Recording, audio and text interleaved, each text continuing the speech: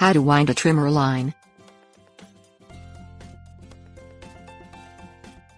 When your string trimmer runs out of line, you can go to the home improvement store and buy a new spool full of trimmer line. But that costs a few bucks.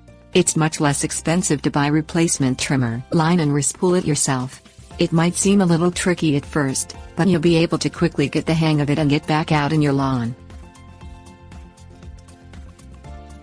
Things you will need: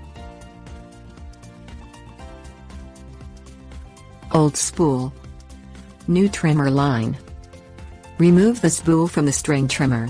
This will vary between models, but usually entails pushing in a couple of tabs on the spool and pulling the spool out of the housing. Remove any leftover line on the spool. Place about ½ inch of the end of the replacement line into the small hole in the center of the spool. Start to wind it in a clockwise direction, or if there are arrows on the spool, follow that direction. While winding onto the spool, make sure to not overlap the line until the layer you are working on is wound on. This is what creates tangles.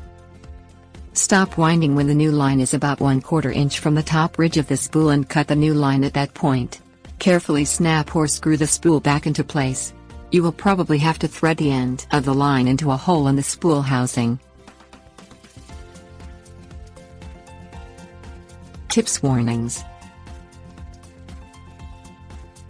Make sure you have the right size line for the spool.